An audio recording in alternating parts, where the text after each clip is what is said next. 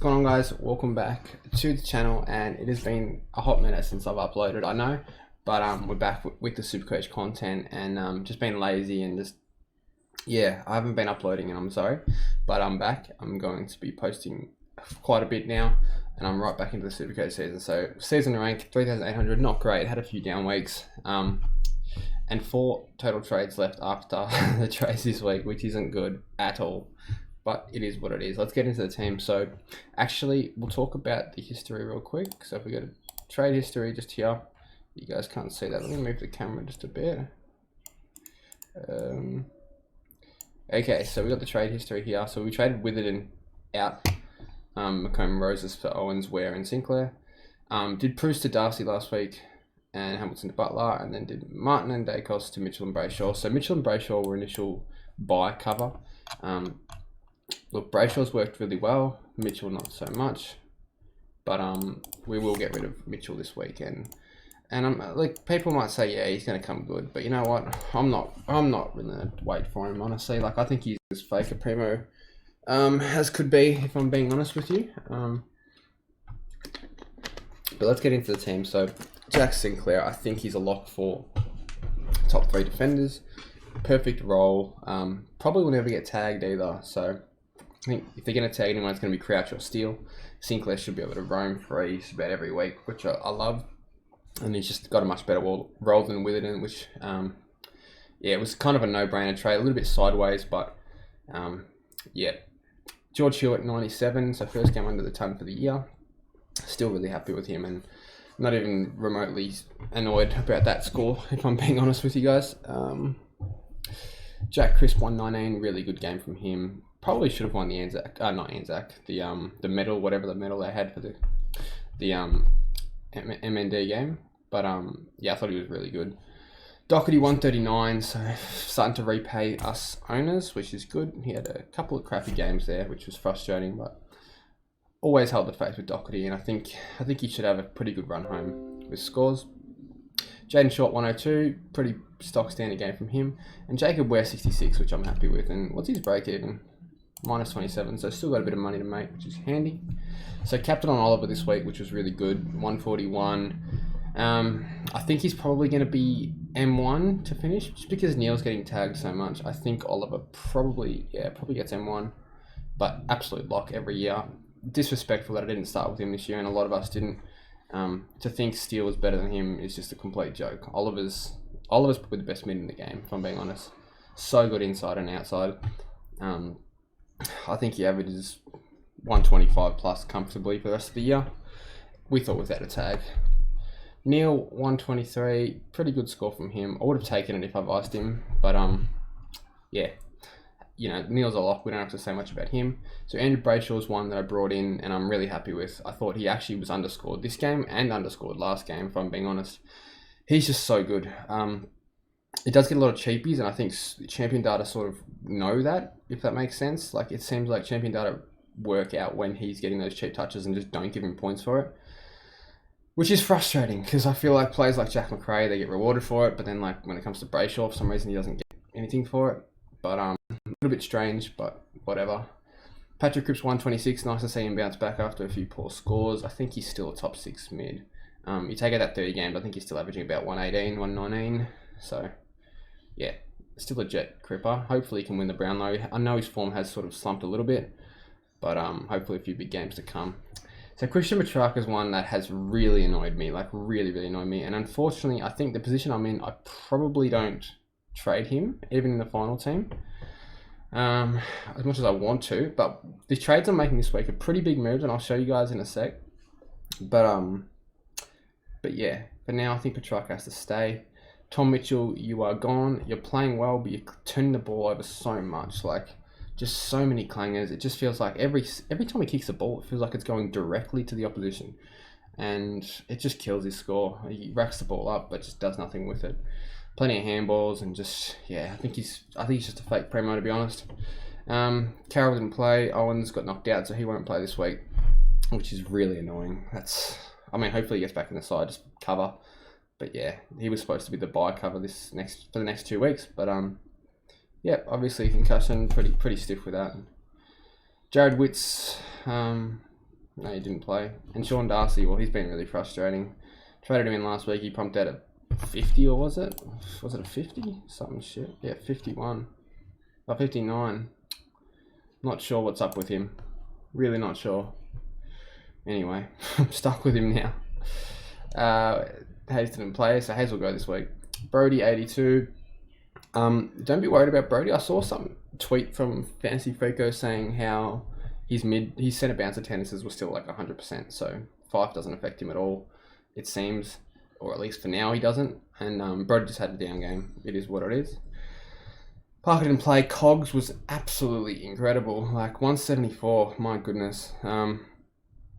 I know he played North, but gee whiz, like I think anyone that traded him, it's so unlucky, just because, well, I mean, it's not really unlucky because we all knew like there was a potential for a role change with a new coach, and we knew Leon Cameron was an idiot playing him on the forward line in the first place.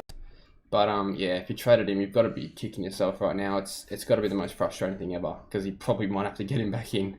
He's got such a high ceiling, and just look, obviously he's not the most consistent player, averaging 99, but hopefully with this new role, I think in the new role he's averaging like 105 or 110 or something, so definitely top 6 the rest of the year, I think. Butters, look, Butters is one I'm still not quite sure about, and I think I do have the luxury to upgrade him to English next week. It will put me down to 3 trades, which is not ideal.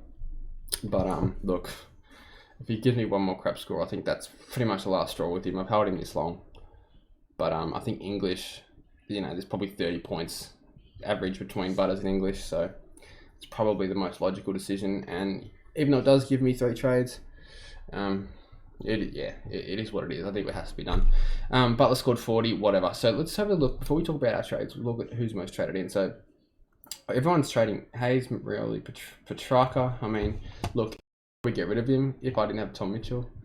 But now obviously these people probably have some luxury trades up their sleeve. I'm trading like I have luxury trades when I don't, which is pretty stupid. But this guy right here, Harry Himmelberg, fully set on him. I think he's an absolute must-have. Look, this is crazy. Like, this might be crazy talk, but I think he's F1 for the rest of the year. And the reason for that is because, like, let me go through it, right? So he's getting kick-ins at the Giants. Giants aren't the best side. They concede a fair bit of behinds. He's also, they're switching a lot, the Giants, and they're always looking to him when they switch. Another thing is he's great at intercept marks. And another thing is, if you look at his disposal efficiency, he's actually got like a laser kick.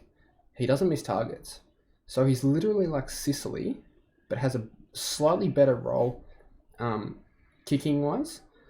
And they use him, they just look for him so much. So, and he's a forward, and he's 430k. It just seems like such a no-brainer. He's had a perfect role change. It's obviously a different role to Aaron Hall last year, but the same sort of scoring principles. Like Hall was dirt cheap, but everyone's like, oh, he's a 50-50. I think Himmelberg is the perfect 50-50 to take. And even me with like such limited trades now, I'm so confident with him. I think he's just, I just think he's a must-have, if I'm being honest. He's got a perfect SuperCoach role. The only worry is if the role changes. That's literally the only worry. As long as he's in that role, he's going to score well. And obviously he's not going to score 187 every week. That's a bit inflated. But 126 last week from, I think, 21 disposals? That's insane. Like, and he's a forward. We've got to remember that. He's a forward, guys. All he has to do is average like 100 and it'll be a good pick. And he'll make 100k in literally like 2 weeks. So, yeah. I think, look, if you're going to jump on him, it's got to be this week. And I'm more than happy to jump on him. I think he's an absolute must. So, what the trades are this week is, just for the sake of the video, we'll bring our team, we'll bring our players on, like our primos on. We'll ignore buy structure for a little bit. Alright, so basically the only rookies we have on field is Sam DeConey, which is good, and it's how it should be considering we have so little trades left. We've got a fair bit of cover too, which isn't too bad. I know a lot of people have only got like 1 rookie or 2 rookies as cover. So Sam Hayes out is a no-brainer. And at this point, it's probably going to be Stranatica, I think his name is. Stranatica. It's probably going to be him. And look, if Tickle gets in, it'll be him. But at this point, Stranatica, we'll call him Stranatica, has got to be the one. At this point, it doesn't really matter. But ideally, if they play, it's a lot more handy. And then we're going to trade Sam DeCone to the GOAT, Harry Himmelberg. And that, I'm very confident in this trade. I know it's a 50-50, but guys, look, every mid-pricer just about this year has worked. So why wouldn't Himmelberg work? And then it comes down to a few things. So we have the luxury of trading one of Petrarca and Mitchell. And look, Petrarca's got a 14-point advantage on the average than Mitchell. And I think Mitchell has to go. I just think he does. And this allows us to get anyone. And at this point, I think it's got to be Laird. It's safe. It just seems like, look, he probably doesn't get tagged. I like Mills and I like Kelly.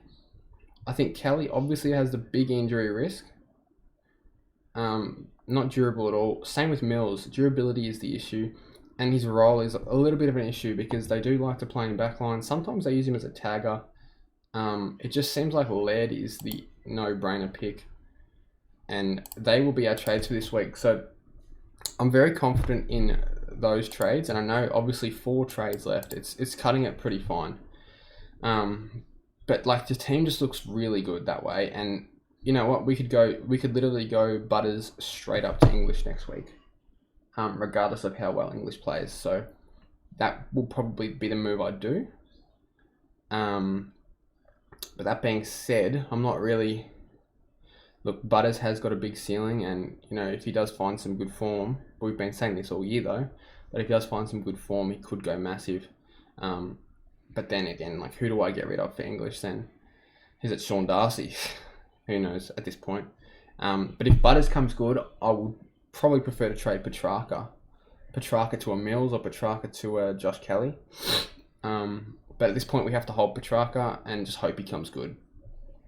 But yeah, that's my team done. So looking at the matchups real quick, we have, let me just lower the camera a little bit so you guys can see it. Yeah, okay. So Richmond Carlton. So I think captain vice captain is a little bit difficult this week, so we'll optimize, and we're actually going to sub the players off that we know aren't going to play. So Carroll, we assume, is probably not going to play. Who else is going to play? Rioli might. Yeah, Rioli might. Anyway, so predicted 1873. That's without Tom Stewart's score because it's counting him as injured. Captain vice captains. This is a tricky one. So I'm honestly thinking C on Laird against Gold Coast. I don't see him getting tagged or any attention whatsoever. And then the vice, I'd probably go with Jack McRae against the Giants. I think he had a good game against them last time you played him. 140, 133 in the last 2 and then 105. So I think McRae's safe. That being said, he is starting on... What's actually been his last scores? Because he's starting on the bench a lot. He hasn't gone big for a while. I mean, he is due, but maybe not. If not him, then who? Look, it actually might have to be Patrick Cripps. Or Doherty. Or Sinclair. Sinclair against Essendon? Probably could go pretty large. I'm going to do it, I think. Cogs against the Doggies. Himmelgoat. You know what? I'm going to do it. Himmelberg into Laird. That's how confident I am in this pick. I'm literally doing that. Anyway, I'll see you guys in the next video. Good luck this week.